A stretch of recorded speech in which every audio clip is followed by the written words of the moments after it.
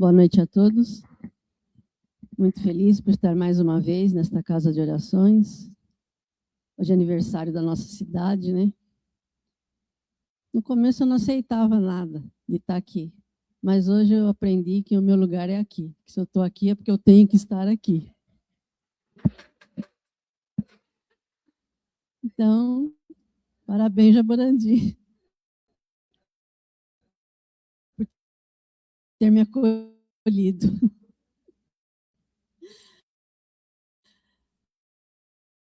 Então, vamos lá.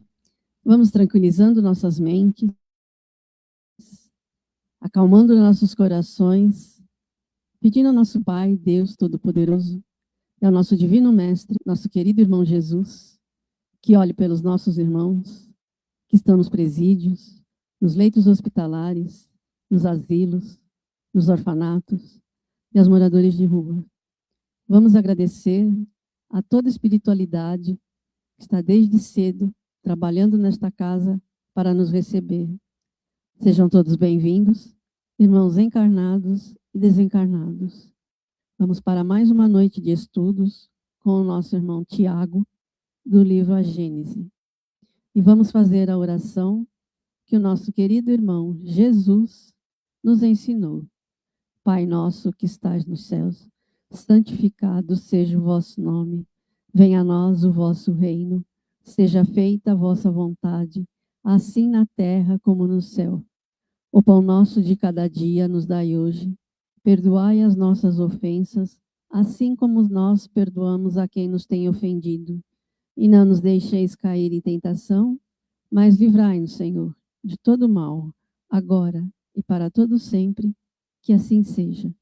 Pai, obrigada por tudo, que assim seja.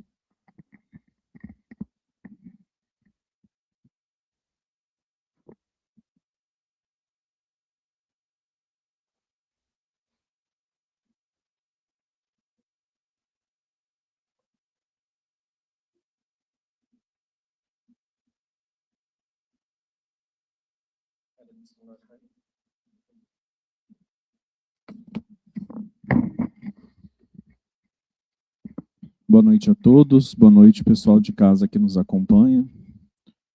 Hoje nós vamos concluir o capítulo 6 do livro A Gênese, os Milagres e as Predições segundo o Espiritismo, que trata da uranografia geral, né?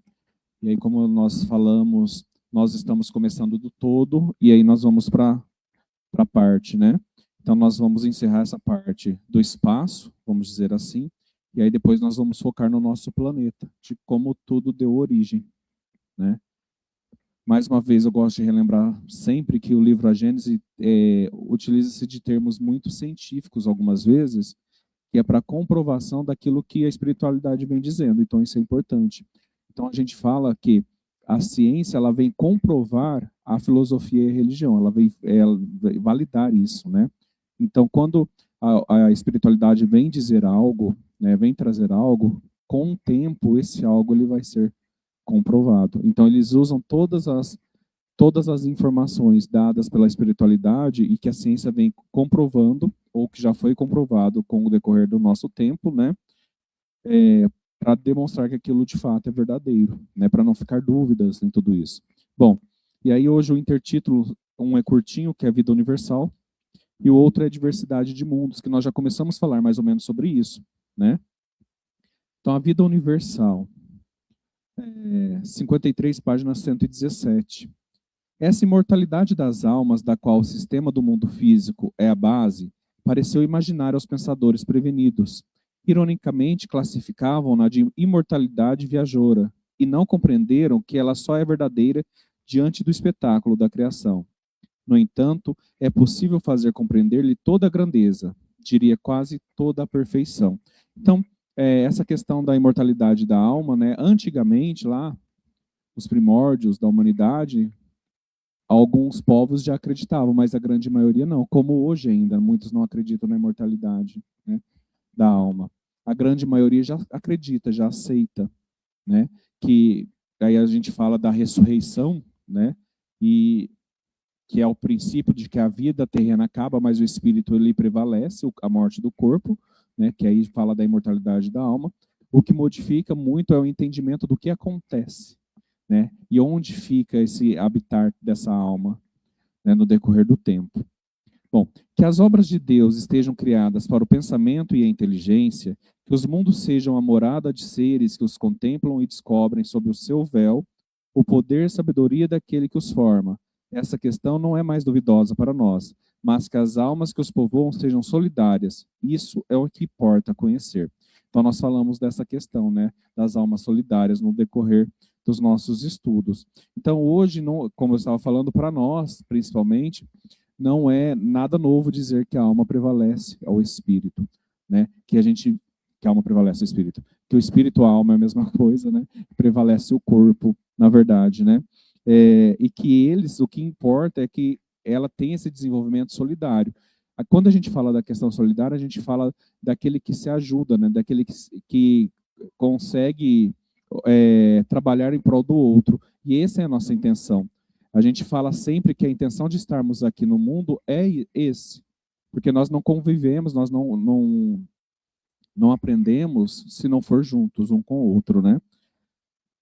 Bom, a inteligência humana, com efeito, tem dificuldade para considerar esses globos radiosos que cintilam na extensão como simples massas de matéria inerte e sem vida. Tem dificuldade para pensar que nessas regiões longínquas de magníficos crepúsculos e noites esplêndidas, de sóis fecundos e de dias cheios de luz, de vales e de montanhas, onde as produções múltiplas da natureza desenvolveram toda a sua pompa luxuriante, tem dificuldade para imaginar, digo eu, que o espetáculo divino, onde a alma pode se retemperar, como em sua própria vida, esteja despojado da existência e privado de todo ser pensante que possa conhecê-lo. Mas essa ideia eminentemente justa da criação é preciso acrescentar a da humanidade solidária, e é nisso que consiste o mistério da eternidade futura. Uma mesma família humana foi criada na universalidade dos mundos, e os laços de uma fraternidade ainda inapreciável de vossa parte foram dados a esses mundos. Se esses astros que se harmonizam em seus vastos sistemas são habitados por inteligências, não são por seres desconhecidos uns dos outros, mas sim por seres marcados na fronte pelo mesmo destino que deve se reencontrar momentaneamente segundo as suas funções de vida e se procurarem segundo as suas simpatias mútuas. É a grande família de espíritos que povoam as terras celestes.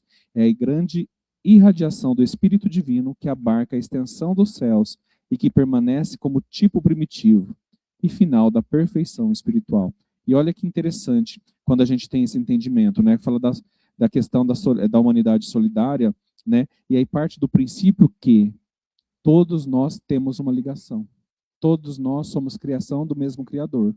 Então, não fala que somos todos irmãos? E de fato, eu não sou irmão só de quem mora na minha casa, né? Então vamos pensar assim, eu não sou irmão só daquele que é meu irmão de sangue, não, eu sou irmão de todos que habitam o mesmo lugar que eu. E aí, o que eles vêm dizer? Que além disso, nós somos irmãos de todos que habitam essa mesma criação total, né? Então, existe vida inteligente fora da Terra? Com certeza, a gente vem falando isso por conta dessa imensidão de mundos, né? Ali fala de trilhões, né? Usa até mais que isso, num único lugar, né? Como a nossa nebulosa que eles falam, né? No livro, mas fora disso, toda criatura, toda criação divina e espiritual, ela aqui fala que é marcada pelo mesmo sinal, que é o sinal da irmandade. Então, somos todos irmãos. Então, se tem uma vida inteligente, que é os chamados, aqui a gente fala os extraterrestres, né, aqueles que vêm de fora da Terra, esses também são nossos irmãos, porque eles são criaturas divinas como nós, né?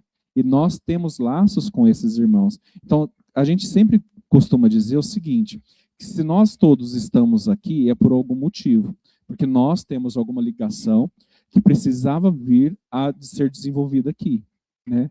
E aí imagine se por um acaso entra um irmão de outro planeta aqui na nossa porta. Ele não vai vir por um acaso e ele não vai conviver com a gente por um acaso. Como a gente vem dizendo, que não existe essa questão do acaso, né? Então, aqui no livro ele deixa bem claro isso, né? Que nós, aqui ele coloca assim, Se esses astros que se harmonizam em seus vastos sistemas são habitados por inteligências, não são por seres desconhecidos uns dos outros, mas sim por seres marcados na fronte pelo mesmo destino, né? Que é de reencontrar momentaneamente, segundo as suas funções de vida, suas simpatias e tudo mais. E aí, para tentar exemplificar de uma forma mais tranquila, eu acho que mais fácil de entender, nós falamos aqui que, às vezes, pode ser que alguns de nós fomos criados aqui na Terra, na sua fase primitiva, lá nos primórdios, né, da humanidade. Outros vieram para cá exilados de Capela, né? E Capela prosseguiu. Nós fomos exilados de lá. Nós não conseguimos seguir, mas nós temos ligações com o pessoal de Capela. Por quê? Porque nós vivemos lá. Nós criamos vínculos, nós temos famílias lá. Então, imagine o tamanho da humanidade. Imagine se, antes de ser exilado de Capela, eu fui exilado de um outro planeta, de um outro sistema. Então, olha a ramificação como é extensa, né? Então, imagine que o centro, a raiz da criação, que é Deus, deu o seu tronco ali e depois foi desgalhando para tudo quanto é lugar. E nós somos as pontas desses galhos que saem do mesmo tronco. Então, nós estamos interligados ali. Né? Então, nós temos ligações com esses irmãos. Né? E é isso que eles vêm dizer.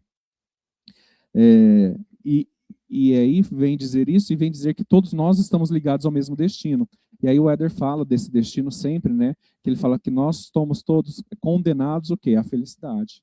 Então, todas as criaturas divinas foi criada com o mesmo destino, com o mesmo propósito, né? Que é ser feliz, que é ter o entendimento das suas obras. Então, Deus não criou a Terra e nos dá a oportunidade de estarmos aqui materialmente, vamos dizer assim, né, no corpo físico, à toa. Não, é para que a gente tenha a possibilidade de aprender e compreender tudo aquilo que Ele tem para nos demonstrar, tudo que Ele tem para nos oferecer, né? E aí, por isso que fala, aqui fala... Não vou achar mais aqui nessa questão, mas ele fala desse momento de criação que tem essa intensidade, né? Ou tem essa, não é intensidade, tem essa finalidade, né? Que é essa finalidade. Né? Então, ele fala que a nossa formação espiritual, principalmente, é a inteligência e a solidariedade, né? Que são os princípios nossos. Bom, e aí o 57 diz o seguinte, por que estranha aberração deveu-se recusar a imortalidade às vastas regiões do éter, quando se a encerrava em um limite inadmissível e em uma dualidade absoluta? O verdadeiro sistema do mundo deveria, pois, preceder a verdadeira doutrina dogmática e a ciência da teologia? Esta se desviará tanto que sua base se assentará sobre a metafísica? A resposta é fácil, e nos mostra que a nova filosofia se assentará triunfante sobre as ruínas da antiga, porque a sua base será elevada, vitoriosa, sobre os antigos erros. E aí outra coisa que a gente retoma, né, sobre os erros e sobre as inverdades. A gente vem falando sempre isso, que uma coisa que é dita como verdadeira hoje, e amanhã ela não quer dizer que ela era uma coisa falsa, mas que ela era necessária que se parasse naquele ponto para que nós pudéssemos compreender aquilo até aquele momento, para depois darmos seguimento. Então, diz que esse novo entendimento, né, de felicidade, de elevação que nós vamos conquistar, que é o entendimento das coisas como elas são de fato, das leis de Deus, do porquê de tudo isso, né, ela vai sobrepor as nossas ideias antigas, os nossos antigos ideais, né? E aí, por isso que ele fala que será elevada vitoriosa sobre os antigos erros. E assim, então sempre novas afirmações, novas verdades, elas vão o quê? Complementar. Vão falar assim, opa, vocês tinham um entendimento até certo ponto, agora está chegado o momento que vocês vão partir daqui para diante. E aí aquelas interpretações que às vezes aquela finalidade errônea nos dava de entendimento, vai falar assim, opa, não era só isso, porque tinha algo a mais, que agora a gente tem potencialidade de compreender, né? E aí, eu falei que esse era pequenininho, nós vamos entrar na diversidade dos mundos. Nós falamos da sucessão dos mundos na semana passada, nós falamos que os mundos se sucedem, né? Eu falei dos finais da morte dos planetas, né? Que se explodem lá no espaço, e aí ficam os pedaços juntando e formando outros planetas e tudo mais. E aí hoje nós vamos falar, para encerrar esse intertítulo, esse capítulo, né? O intertítulo Diversidade dos Mundos. E aí, para entender diversidade dos mundos, diversidade a gente entende de diferença, né? Que há várias formas diferentes, né? Diversos. E aí quer dizer que existem vários tipos de mundos, né? Então quer dizer, a gente sabe, se a gente pegar só o nosso sistema solar, os mundos não são iguais. Os mundos aqui eu falo os planetas, eles são diferentes um do outro, né? E a gente vai entender por que disso e é rapidinho. 58. Seguistes-nos em nossas excursões celestes e visitastes conosco as regiões imensas do espaço. Sob os nossos olhares, os sóis sucederam aos sóis, os sistemas aos sistemas, as nebulosas às nebulosas. O panorama esplêndido da harmonia dos cosmos se descortinou diante de nossos passos, e recebemos um antegozo da ideia do infinito, que não podemos compreender em toda a sua extensão, senão segundo a nossa perfectibilidade futura. Os mistérios do éter descerraram os seus enigmas, até agora indecifráveis, e concebemos pelo menos a ideia da universalidade das coisas. Importa agora determos-nos e refletirmos. É belo, sem dúvida, ter reconhecido a pequenez da Terra e sua medíocre importância na hierarquia dos mundos. É belo haver rebaixado a presunção humana que nos é cara, e nos havermos humilhado diante da grandeza absoluta. Mas será mais belo ainda interpretar sobre o sentido moral o espetáculo do qual fomos testemunha. Quero falar do poder infinito da natureza e da ideia que devemos nos fazer do seu modo de ação nas diversas partes do vasto universo. Bom, aqui já retoma, já começa retomando aquilo que a gente viu na semana passada. E eu lembro de ter frisado bastante na semana passada, que a importância desse estudo era mostrar para a gente o tanto que nós somos insignificantes, né? Era para dar um banho de realidade, para ver se a gente coloca os pés no chão, né? E começa a ser mais humilde, porque fala assim, gente, a Terra que vocês acham que é tudo, não é nada no seu sistema, e muito menos em todo a esplendidão do universo. Então nós não somos nada. E é isso que ele vem reforçar isso, né? De dar esse banho de humildade na gente. E aí fala da importância da gente compreender as leis da natureza, né? Aí eles continuam dizendo que, habituados como estamos a julgar as coisas pela nossa pobre pequena morada, imaginamos que a natureza não pôde ou não deve agir sobre os outros mundos, senão depois das regras que reconhecemos neste mundo. Ora, é precisamente nisso que importa reformar o nosso julgamento. Lançai por um instante os olhos sobre uma região qualquer de vosso globo e sobre uma das produções de vossa natureza. Não reconheceis nela a marca de uma variedade infinita e a prova de uma atividade sem igual? Não vedes sobre a asa de um pequeno pássaro das Canárias, sobre a pétala de um botão de rosa entreaberto, a prestigiosa fecundidade dessa bela natureza? Que os vossos estudos se apliquem aos seres que planam nos ares, que desçam até a violeta dos bosques, que se afundem nas profundezas do oceano, em tudo e por toda parte. Ledes esta verdade universal. A natureza onipotente age segundo os lugares, os tempos e as circunstâncias. Ela é una em sua harmonia geral, mas múltipla em suas produções. Diverte-se com o sol como uma gota d'água. Povoa de seres vivos um mundo imenso com a mesma facilidade com que faz eclodir o ovo depositado pela borboleta de outono. E aí vamos entender, né? Então fala que as leis da natureza é uma. Não importa se é aqui ou qualquer outro lugar do universo, é a mesma. Porém, os seres, os corpos não são todos iguais, porque estamos em momentos diferentes, né? E aí a gente pega uma ação aqui. Imagine se eu falo alguma coisa aqui, uma palavra meio pesada no momento de irritação. Isso que eu vou falar para vocês vai atingir cada pessoa de um jeito. Às vezes alguém vai ter empatia e falar assim, não, coitado, ele não deve estar bem, tá, não sei o quê. Outra pessoa vai se doer e vai falar assim, não quero mais ir porque ele falou isso, isso, isso. Por quê? Eu sofri uma ação num momento que eu estou tendo uma reação diferente, né? Porém, a palavra foi a mesma para todo mundo, entende? E é isso que ele vem dizer, as leis são a mesma. A lei da natureza é a mesma. É a mesma lei. Porém, ela causa uma reação diferente, depende de onde ela atinge. Qual é o corpo celeste. Tanto que nós estamos num local, num determinado momento, outro planeta está numa outra distância num determinado momento, outra constelação. Então, cada um reage de acordo com o seu estado ali, né? Vamos dizer assim.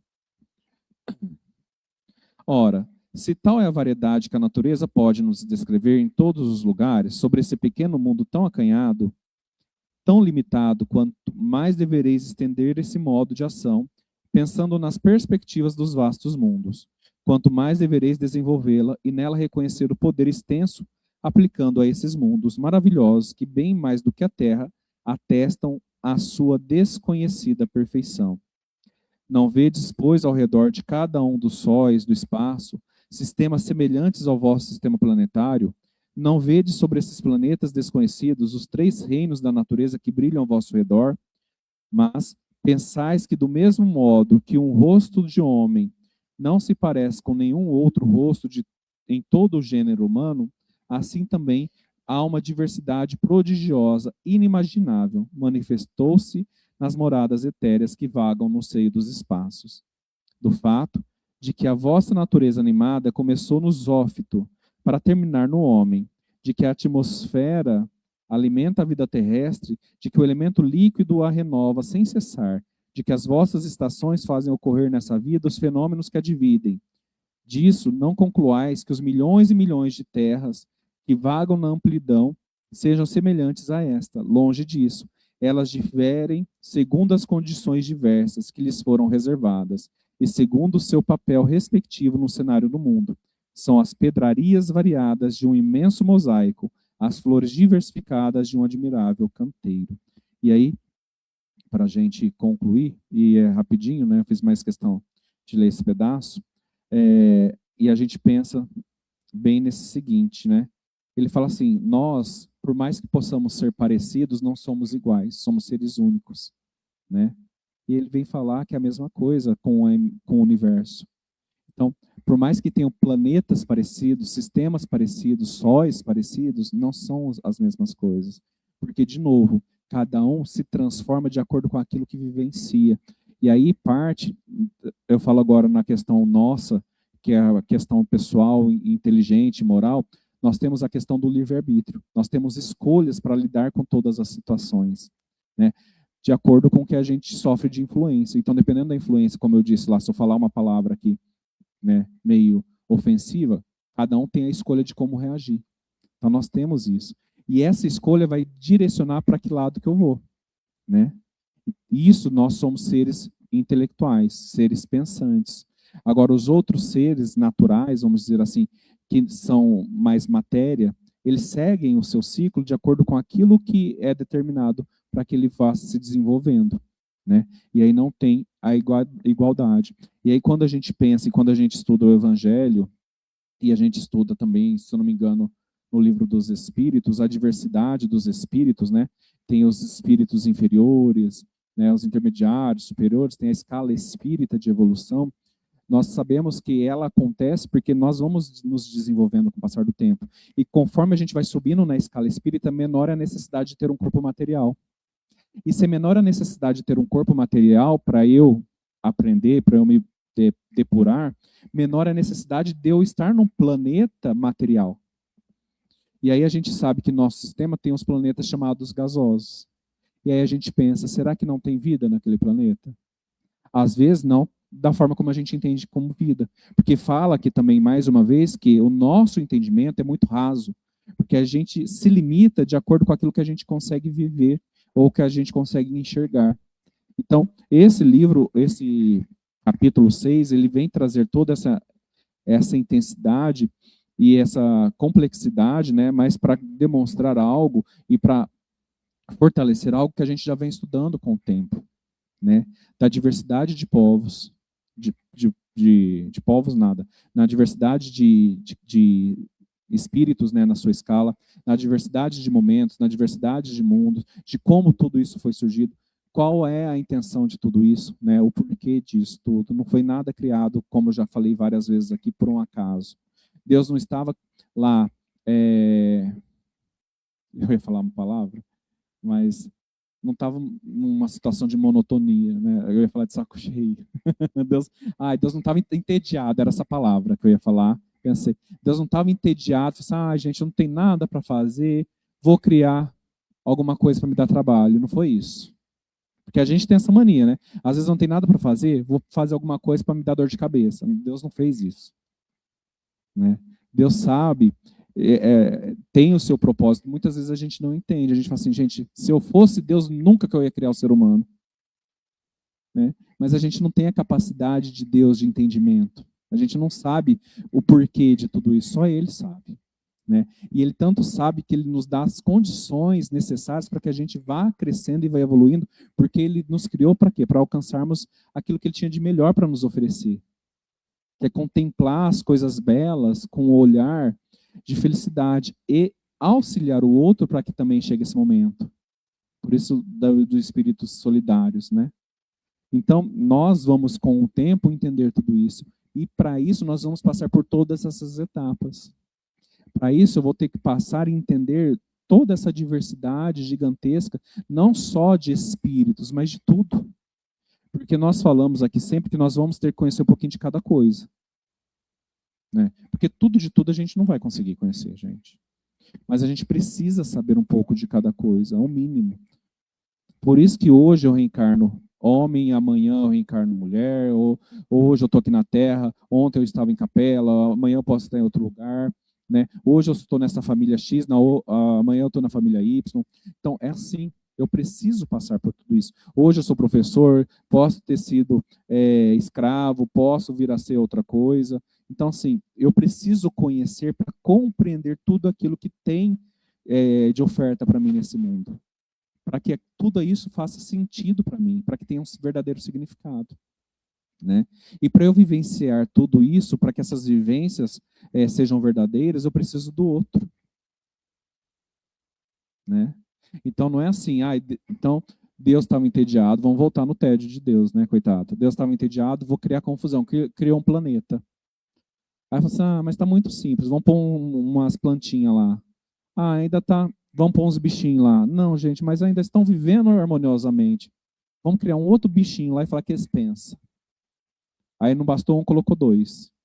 Se não tá pouco, vamos fazer se reproduzir. Vamos pôr mais gente para virar. Pensa. Que confusão doida. É caçar para a cabeça, não é? Não é?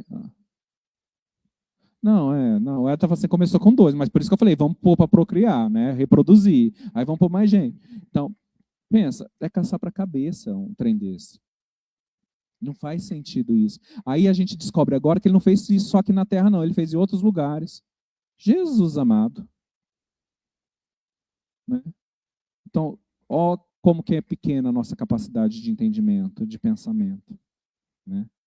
E aí pensar hoje, quem aqui já tinha pensado que eu tinha ligação com meus irmãos de outros planos, de outros planetas? Já pensou, chega um extraterrestre, uma nave aqui agora, entra aqui e fala para o seu Mauro, ô irmão, vim te ver. O seu Mauro fala assim, como assim? Que irmão é esse? Aí você vai ver um bicho que tem gente que acha que os seres dos outros planetas é a nossa cara, né? Porque nós somos imagem e semelhança de Deus, não é assim? Então, se não for a nossa cara, não é filho de Deus. Olha lá como que vai os preconceitos. Aí chega um ser desse tamanho, magro, verde, estranho, né? Porque a maioria, ou branco, lá com os braços compridos, chama o outro de irmão, fala assim, tá amarrado em nome de Jesus. Tá repreendido, a gente não fala. Então, assim, mas nós temos essas ligações. A gente fala tanto dos exilados de Capela, os futuros exilados da Terra, os não sei da onde, para onde. E a gente fala assim, bom, gente, se a gente veio de lá, eu tenho ligação familiar com lá. E aí a gente pensa também nessa questão, se eu tenho ligação de lá, olha como que é grato a gente entender que essa ligação quer dizer que eu tenho espíritos lá que são tão afins e gostam tanto de mim que também estão aqui me protegendo. Ou de irmãos que já teriam a possibilidade de estar no mundo superior, falaram assim, não, eu quero ficar lá na Terra porque eu preciso ajudar aquele meu irmão a evoluir.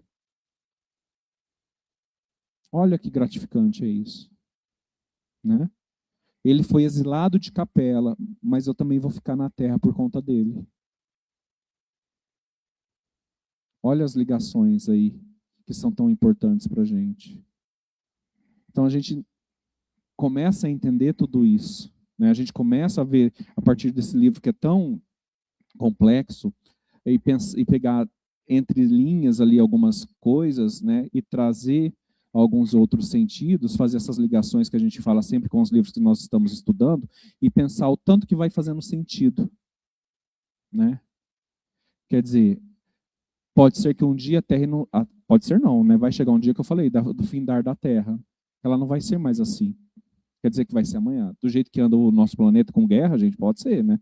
Mas uma bomba atômica aí destrói metade da Terra. Mas vai ter o seu momento de findar, porque toda matéria tem um fim de ciclo. Nós somos exemplo disso.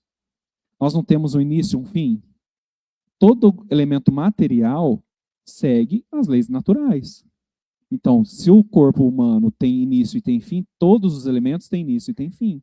Nós vimos na formação do mundo. Eu falei lá nos primeiros intertítulos sobre a teoria do Big Bang lá, né? Que é a formação dos planetas. Então a Terra vai passar por esse processo e ela vai dar início, esse fim dela, a um novo processo de vida, quer dizer, um novo planeta futuramente. A gente não sabe quanto tempo. É a mesma coisa que acontece com a gente. O nosso corpo não deixa o fim, daqui a pouco ele dá vida a outro elemento. Tanto que do pó viemos, do pó retornaremos, não é assim? Tudo é aproveitado, né?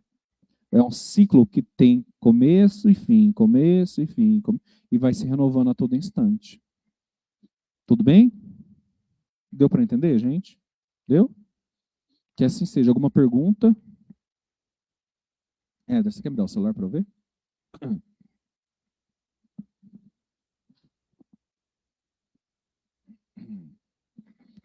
Bom, então, como eu disse, né, nós encerramos esse capítulo da uranografia, depois nós vamos para o capítulo 7. Não vai ficar menos complicado, não vai. Só que agora a gente vai ficar mais na Terra, né? Nós vamos tratar sobre o esboço geológico da Terra. Alguém aqui é de geografia? Não, eu preciso de um professor de geografia. Que vai falar dos dinossauros. Olha que legal, que interessante. Mais para... Não? Vai falar, não tem imagem. Vai falar dos dinossauros, né? E do ciclo, que eu já falei da evolução da Terra, né? De planeta de gelado, de gelo, planeta de fogo e tudo mais. Nós vamos ver toda essa parte. Então, eu gostaria de agradecer aos nossos irmãos aqui que estão sempre presentes nos acompanhando. A Rosângela, um abraço. Rosângela, um abraço à tia Tereza. Vibrações a ela. A Raif, um grande abraço, está aqui presente com a gente. A Valéria, um abraço. Valéria, sempre presente com a gente. Dona Dolores, um grande abraço. Dona Dolores, coitada, cada hora chega uma encomenda nossa. Só vai aumentando. Obrigado, viu, Dona Dolores? A Graça Frajose, um abraço, Graça, seja sempre bem-vinda, viu? Saudades. A Marilise Carvalho, um abraço, seja bem-vinda, Marilise sempre. Luísa Locatelli, seja sempre bem-vinda. A Kênia Silva, um abraço, Kênia. E a Ronilda também, que presente, um grande abraço. Janaína Peterson, também um abraço, seja sempre bem-vinda. E aí nós vamos, então, encerrar o nosso estudo de hoje, fechando os nossos olhos, agradecendo ao Pai de misericórdia por mais esta noite, por mais esse momento de aprendizado, por mais este momento de entendimento, né? Que todos esses ensinamentos possam valer para que nós possamos nos colocar, né, no tamanho que nós somos verdadeiramente, que possamos nos enxergar como seres pequenos que somos, né? Que possamos nos cobrir de humildade, nos reconhecer seres falhos, e principalmente da necessidade de estarmos juntos uns aos outros, mutuamente e solidariamente, para avançarmos, para aprendermos e para crescermos juntos.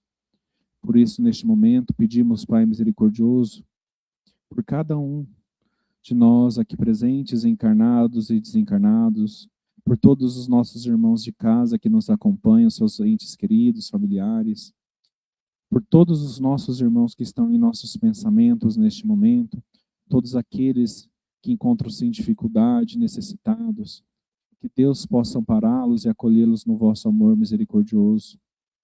Pedimos, Pai, proteção a este planeta, né? E luz à cabeça daqueles que detêm o poder, para que possam colocar o mundo em ordem, né? Sem desavença, sem briga de poder, e que prevaleça sempre o amor fraterno. Neste momento, encerramos o estudo dessa noite, fazendo juntos, em prol de tudo isso, a oração que nosso irmão e mestre Jesus nos ensinou. Pai nosso que estais no céu, santificado seja o vosso nome. Venha a nós o vosso reino, seja feita a vossa vontade, assim na terra como no céu. O pão nosso de cada dia nos dai hoje, perdoai as nossas ofensas, assim como nós perdoamos a quem nos tem ofendido, e não nos deixeis cair em tentação, mas livrai-nos, Senhor, de todo mal, agora e para todo sempre, que assim seja. Que assim seja, o Senhor nos abençoe e ampare sempre a todo momento. Que assim seja. Um grande abraço a todos, aos nossos irmãos que nos acompanham, ao Bruno que chegou aqui agora, boa noite, um grande abraço também, sejam sempre bem-vindos, e hoje até sexta, com o livro O Céu e o Inferno, não é isso? Com o nosso irmão Bruno. Até lá.